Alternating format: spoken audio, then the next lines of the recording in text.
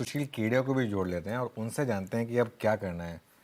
सुशील, good morning. Good morning. मैं तो सोच रहा था कि जब तक आप आएंगे तब तक मार्केट आपके सारे टारगेट्स निफ्टी के हिट कर चुका होगा और काफ़ी ऊपर होगा, लेकिन ये तो पूरा मामला पलट गया है। क्या हो क्या रहा है आपके हिसाब से? और क्योंकि आप पॉलिटिक्स में भी काफ़ी अच्छी पकड़ रखते हैं, और अब मार्केट में क्या करें? निफ्टी के टारगेट्स तो कल पूरे हो गए और बैंक निफ्टी का टारगेट 50,500 के भी ऊपर जा चुका। तो तो मार्केट अपना वोट पहले ही गिन लेता है और निफ्टी और बैंक निफ्टी का तो टॉप कल लग गया। ठीक है, अगर आज कुछ नतीजे जैसे एग्जिट पोल्स में एक्सपेक्टेड थे वैसे आ जाते तो क्या पता जो टारगेट्स हमने पहले से सेट किए थे उनको क्रॉस कर जाते हो। 23,500 600 तक की बात हमने आपसे कही थी पिछले एक महीने में कई बार, वो कल हो गया। तो अब जो पिक्चर बन रहा है, अगर पीसीआर मेरी चार्ट्स को शेयर कर पाता है, फिलहाल जितना ओवर रिएक्शन मार्केट को देना था इनिशियल रुझान पे, पहले शॉर्ट टर्म ट्रेडिंग की बात कर लें तो निफ्टी ने एक इंट्राडे ट्रेडिंग बॉटम लगा दिया है। But at the same time अगर मैं लार्जर होराइजन को देखूं, कल के हाई को अब क्रॉस करना कठिन है। 22,000 की मंदी नहीं लगती irrespective of election outcomes. Final जो सीट टैली शाम को आएगी, 22,000 की मंदी नहीं है और 24,000 की तेजी नहीं है। अब इस बीच में अगर जो हमारा अनुमान था लगातार कि बैंक्स का लॉन्ग टर्म टॉप बन चुका है और बैंक्स के अंदर निवेश बहुत ही घातक साबित हो सकता है, तो जब तक 22,000 की निफ्टी आए तो मुझे लगता है बैंक्स इतना अंडर परफॉर्म कर जाएंगे कि कोई आश्चर्य की बात नहीं कि बैंक निफ्टी 44,000 भी हो जाए या और नीचे भी चली जाए। तो इतना ज्यादा अगर अब चार्ट पोजिशन है, इस कॉल को अब जस्टिफाई कर रही है चार्ट जो हमने हमेशा की तरह काफी पहले से ले लिया कि बैंक से निकलो। तो जो बेट्स हमने ली एफएमसीजी और मिड कैप आईटीज, उनमें कोई भी कष्ट या किसी भी तरह की चिंता नहीं नजर आ रही है, वो सारी चार्ट स्ट्रॉन्ग है। ठीक है, एक अगर ओवरऑल मार्केट करेक्शन सेट इन हो जाता है तो भी अगले 2-3 दिन में थोड़े से एफएमसीजी स्टॉक्स उछल के कूल ऑफ दे देंगे। पर अगर एक तरफ मैं कंज्यूमर स्टोरी की बात करूं रादर देन से टॉकिंग एफएमसीजी, तो टाइटन जैसा स्टॉक भी इतनी मार्केट में मेहम के बावजूद यहां से आज हम इसको लेके जाएंगे, लेना शुरू कर दिया है। और जब ये नीली रेखा के ऊपर चला जाएगा 33,330 के ऊपर, तो हम इस पे स्पेक्यूलेट भी करेंगे, लिवरेज पोजीशंस भी लेंगे। 1,000 रुपया यहाँ से टाइटन बढ़ सकता है इरिस्पेक्टिव ऑफ इंडेक्स क्या करेगी। तो मौके बार बार अलग अलग तरह के स्टॉक्स में लेने के और बेचने के बनते रहेंगे। और इस मार्केट वीकनेस में भी कोई ओवरऑल मार्केट को शॉर्ट करने की जरूरत नहीं है। अडानी के स्टॉक्स का टारगेट पूरा हो गया, कल ही पूरा हो गया। जो हमने 3600 का आंकड़ा अडानी इंटरप्राइजेस में लगाया था, और आज की इस मेहम के बाद अब उसे लॉन्ग रखने का कोई मतलब नहीं, निकल जाएंगे। अडानी पोर्ट्स अपने गोल से भी ज्यादा ऊपर जा चुका है, पर अभी भी रिलायंस को 3200 की जगह दिखती है। तो स्टॉक स्पेसिफिक और सेक्टर स्पेसिफिक यहाँ गेम रहेगी। इंडेक्स अपनी जगह पर 22 से 24,000 के बीच में वही खेल अगले एक महीने खेले। तो बिल्कुल ठीक है। और टाइटन आज वैसे इंट्राडे में बढ़िया घूमा भी है। अब हरे निशान में आपको इस कमज़ोर बाजार में ट्रेड करता हूँ और सुशील सर उसको लेकर कन्विंस्ड कि यहाँ से बढ़िया अपटिक्स टाइटन कंपनी का स्टॉक डिलीवर करेगा। आपके जो टारगेट्स थे निफ्टी वगैरह के सुशील सर जो आप मेंशन कर रहे हो अचीव होते हुए, तो फिर यहाँ से अब ट्रेडर बंधुओं के लिए, यहाँ से अब लंबी अवधि के निवेशकों के लिए क्या अप्रोच रखें? क्या इस गिरावट में फिर से ट्रेडर्स के लिए एंट्री पॉइंट्स हैं या अभी वेट एंड वॉच ज़्यादा बेहतर? देखिए, इस वक्त तो जो मार्केट के अंदर बम गिरना था वो गिर चुका सवेरे सवेरे। अगर पीसीआर कृपया मेरी स्क्रीन पर जो इंट्राडे चार्ट है निफ्टी की उसको प्रक्षेपित करें, तो जो इंट्राडे का तो जो लो लगना था 22,475 में लग गया। अब यहाँ से मुझे शाम तक या कल तक मार्केट वापस एक बार 23,200 23,300 तक भी आ जाए तो बड़ी बात नहीं लगती है। और वो आने के बाद अगर कोई सिग्नल आएगा तो फिर हम ट्रेडिंग की शॉर्ट सेल करेंगे। अभी शॉर्ट रहने का बाजार में कोई मतलब नहीं है। सारी बैड न्यूज डिस्काउंट हो चुकी है और मार्केट अब रिबाउंड पर है।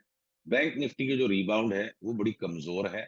बैंक निफ्टी में उस तरह के मतलब बाजार के बैंक निफ्टी की चार्ट लगता नहीं है कि उसने अपने गिरावट के तलहटी को टच किया है।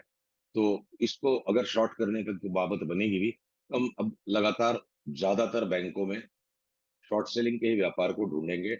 और इन्वेस्टमेंट के लिए अगर अब देखिए, 5 साल का इन्वेस्ट करने का समय जा चुका है। मार्केट आज 23,000 की यूफोरिया को क्रॉस करके अब कूलिंग ऑफ की तरफ बढ़ने लग गया है। तो 3 महीने 5 महीने की अवधि के निवेश को जहां आप अगर एक 3M जैसा स्टॉक लेके यहाँ से भी 30% कमा सकते हो 3 महीने में, 2 महीने में, या अगर आपको ग्लैक्सो के स्टॉक के अंदर में, अब हमने 1800 से लिया 2800 हो जाएगा, तो इस तरह के आपको 3 से 6 महीने के बहुत सारे शॉर्ट टर्म इन्वेस्टमेंट बेट्स मिलेंगे। ये कहना कि अब मेरे को अब वो इमामी 400 वाला 600 हो गया तो यहाँ से लेके क्या करोगे, तो बेसिकली अब 3 से 6 महीने की अवधि की ड्यूरेशन पर मार्केट सटीक पैसे दे रहा है, सटीक पैटर्न्स दे रहा है। जबरदस्ती की 5 साल के व्यू में जिलेट आज लेने का टाइम नहीं है, साल भर पहले लेने का टाइम था। तो निवेशकों को जो डिलीवरी बेस्ड थोड़ी सी मोमेंटम ट्रेडिंग कर सकते हैं, उनके लिए मुझे लगता है अगले 6 महीने तरह तरह के अलग अलग नए मौके निकलते रहेंगे। मिड कैप आईटी स्टॉक्स ले लीजिए, कोई कोई से का भी वाटर मार्क टूटा नहीं है। तो इन्वेस्टर्स या डिलीवरी बायर्स के लिए एक अलग किस्म का बाजार ओके है। सुशील, सुशील एक चीज़, अब ये सबसे ज़्यादा पैसा जहाँ बना, ये आईआरसीटीसीज या फिर मतलब इरकॉन या फिर ये HUDCOs of the world, BEL, HAL, इन सब स्टॉक्स में क्या करना है अब? देखिए, हमारे जो सब्सक्राइबर्स हैं, जिनके साथ हमने एग्जिट पोल वाले दिन अम, बहुत डिटेल में 2 ढाई घंटे की वेबिनार पर मीटिंग की, तो हमने उनसे कहा था कि ये ध्यान रखने की जरूरत है चुनाव के समय, प्रोसेशन 2 तरह के निकलेंगे। एक जब डोली उठेगी तो एक ही बारात आएगी, और बहुत सारे आशिकों के जनाजे निकलेंगे। तो ये जो आशिकी चल रही थी ना पब्लिक सेक्टर स्टॉक्स में, अगर ये clear cut clean sweep mandate भी बीजेपी के लिए आ गया होता तो ये चार्ट सारी पहले भाग चुके थे। कृपया इस उदाहरण के तौर पे भारत इलेक्ट्रॉनिक्स की चार्ट को दिखाइए, तो कल इतने बड़े गैप अप में बस इतनी ही एक छलांग बची थी। इनकी सबकी चाल पूरी हो चुकी है। अगर बीजेपी को 325 सीट भी मिल जाती, तब भी हम इन सारे स्टॉक्स में मुनाफा बुक करके निकल जाते, क्योंकि जो होना था पहले ही हो चुका है इन सारे स्टॉक्स में। तो आज खाली ये डिसअपॉइंटिंग से अगर रिजल्ट आ जाते हैं, और इसलिए इनको बेचने का सवाल नहीं, अच्छे रिजल्ट भी आते तो भी इनका बेचना था। इनकी चाल पूरी हो गई, और ये सारे के सारे ग्लैमरस स्टॉक्स। देखिए 2021 में अनुज, जब टीवी 18 पर मैंने आपके साथ एक बहुत बड़ा कॉल लिया था कि 10 बैगर्स बनेंगे पीएसयू स्टॉक्स, और वो लाफिंग स्टॉक थे हम। आज वापस सेम उसी तरह की इस पॉपुलैरिटी के बीच में पीएसयू स्टॉक्स में हम लाफिंग स्टॉक बनेंगे। सरकार बन जाएगी हो सकता है मोदी जी की, अभी तक तो रंग ढंग यही है कि थोड़े से कमजोर मैंडेट के साथ बनेगी।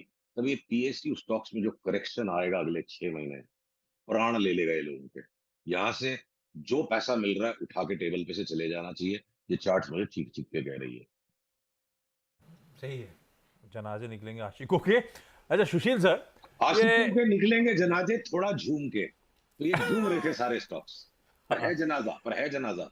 आज सुबह तक की थीम थी, जब तक ये काउंटिंग के नंबर्स सीपन करना शुरू नहीं करे, हम्म, तो हम लोग सबकी सब की थीम थी डोमेस्टिक्स पे फोकस, है ना। जो डोमेस्टिक स्टोरी है, डोमेस्टिक थीम्स हैं, वो लार्जली रडार पे रहेंगी। अब तस्वीर पलट रही है, या मूड वैसा दिख रहा है, एटलीस्ट अभी। देखते हैं दिन के दौरान कुछ और बदला तो कहानी अलग बात। तो अब जैसे आपने टाइटन वगैरह की बात करी, ये जो बाहर इंटरनेशनल एक्सपोजर वाली कंपनीज, खासतौर पे आईटी वगैरह, जो ऑलरेडी पिटे हुए बीटन डाउन स्पेसेस हैं, क्या अब उनमें एक्यूमुलेशन की शुरुआत होती हुई देख रहे हो आप, या आप लोग उस पर दाव लगाओगे? अगर मान लिया जाए जिस तरह का वर्डिक्ट अभी दिख रहा है, यही एक्सट्रापोलेट होकर शाम का आखिरी आंकड़ा होता तो? देखिए, हम तो मिड कैप आईटी स्टॉक्स पे पिछले 3 4 सप्ताह से दांव लगा रहे हैं।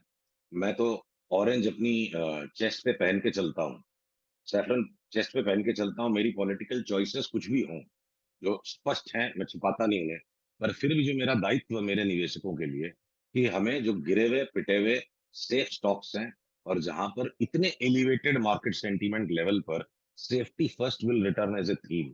तो एफएमसीजी हो चाहे मिड कैप आईटी स्टॉक्स हो, इरिस्पेक्टिव ऑफ कौन सी गवर्नमेंट आएगी, इनमें तेजी का सौदा करके हमारे हारने की चांस बहुत ही कम थी। और मुझे संतोष है कि राजनीतिक उन्माद का हिस्सा मैं भी हूं, उसके बावजूद मेरी व्यावसायिक जिम्मेदारियों में मैंने सेफ्टी को चुना, और आज वो काम आ रही है हमारे। अगर बहुत अच्छे नतीजे भी आते तब भी इन स्टॉक्स को बढ़ना था, और अगर नतीजे कमजोर आ रहे हैं तो स्टॉक्स गिरेंगे नहीं।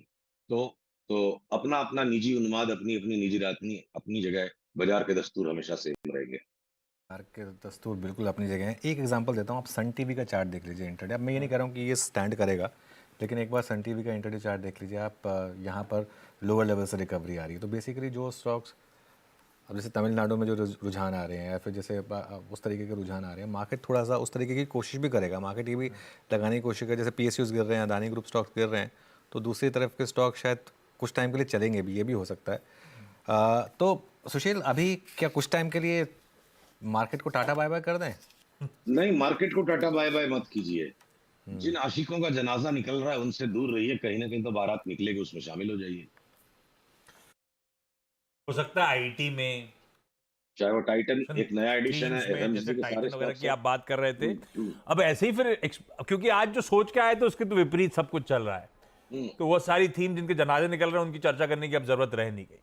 बिल्कुल। इंटरनेशनल एक्सपोजर में एक आईटी है, दूसरा मेटल्स है सुशील सर, और वाकई बहुत तगड़ा ट्रैक्शन, बहुत तगड़ा मोमेंटम इस पॉकेट ने दिया है।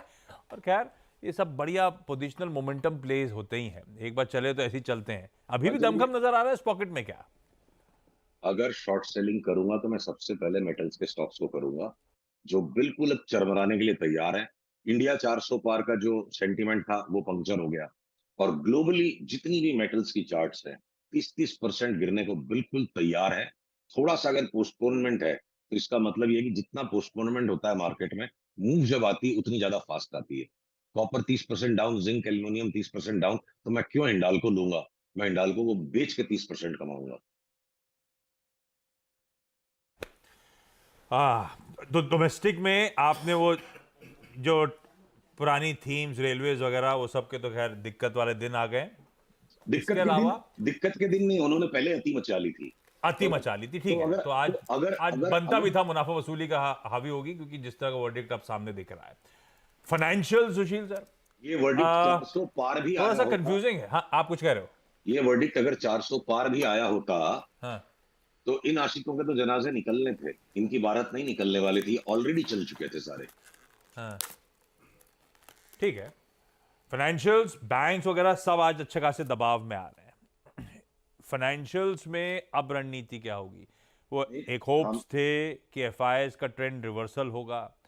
वैसे एफआईआई की सेलिंग करते रहते हैं अपन, की नर्वसनेस होगी इलेक्शन की, लेकिन ये पूरा ईएम फिनोमिना था, सिर्फ हमारे यहाँ नहीं, सारे उभरते बाजारों में से एफआईआई ने दरअसल चेकआउट किया था। और ये तब हो रहा था एफआईआई की सेलिंग जब हमारे एमएससीआई वगैरह में वेटेज बढ़ रहे थे, तो स्थिति कुछ और थी। खैर फाइनेंशियल तब अब एक्सपेक्टेड ये था कि एचडीएफसी बैंक वगैरह गोरे लौटेंगे, फूफा लौटेंगे, तो सब मूड माल बढ़िया रहेगा। कल आउट परफॉर्मेंस सरकारी बैंक्स में देखने को मिली, कई सारे गजब की आउट परफॉर्मेंस थी। अब फाइनेंशियल के समीकरण कैसे लग रहे हैं? पिछले एक महीने से हम लगातार अपनी चार्ट्स की चेतावनियां आप सबके साथ शेयर कर रहे हैं कि 6 महीने साल भर के दृष्टिकोण में बहुत गहरा अंडर परफॉर्मेंस फाइनेंशियल्स में आएगा। तो एक चीज तो जो अनुज के साथ भी डिस्कस हुई थी 15 दिन पहले, कि yield curve 10 year India bond yield 6.9 के नीचे नहीं जाती, लगती है वो 8.25 तक चली जाएगी। तो कमजोर से थोड़े मैंडेट में सरकार अगर और एग्रेसिव हो जाती है, यील्ड्स बढ़ती है, बहुत सारी एनबीएफसी जो इंटरेस्ट रेट मिटिगेशन में कमजोर है, तो क्या फंडामेंटल थीम डेवलप होगा अपनी जगह पे है। तो मार्केट पिछले एक महीने से लगातार इशारा कर रहा था फाइनेंशियल से पैसे उठाओ, बहुत ही सिलेक्टिव कोई फाइनेंशियली थीमेटिक स्टॉक्स हैं। तो जैसे एसबीआई कार्ड्स, वो एक अपवाद है, लोगों को उनके फंडामेंटल्स अभी नहीं जचेंगे, हमको लगता है अभी भी यहाँ से 300 रुपया बढ़ जाएगा। तो जस्टिफिकेशन हमेशा बाद में आएगा, भाव की चाल पहले अपनी रफ्तार पकड़ेगी। तो फाइनेंशियल्स में अगर अच्छे नतीजे चुनाव के आ जाते, तब भी हमने दांव लगा लिया था कि हमें फाइनेंशियल से निकलना है। और इस तरह के नतीजों के बाद एक बार ये जो फाइनेंशियल्स की यूफोरिया है, ये बहुत कीमती साबित हो सकती है। अभी भी इतने भाव खराब नहीं हुए हैं, फाइनेंशियल से निकलकर सेफर स्टॉक्स की तरफ चले जाना समझदारी है। सुशील जी, बहुत बहुत शुक्रिया आज हमारे साथ जुड़ने के लिए। और सुशील केडिया का व्यू ही, अब सुशील केडिया के व्यू के बाद विजय केडिया जी भी हमारे साथ जुड़ गए हैं। Vijay ji, good morning. आपके पास बस 1 मिनट में आ रहा हूँ।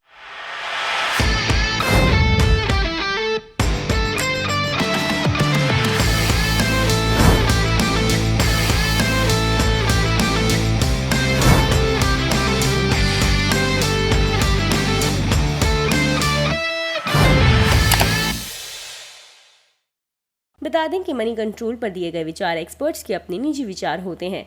वेबसाइट या मैनेजमेंट इसके लिए उत्तरदायी नहीं है। यूजर्स को मनी कंट्रोल की सलाह है कि कोई भी निवेश निर्णय लेने से पहले सर्टिफाइड एक्सपर्ट की सलाह लें।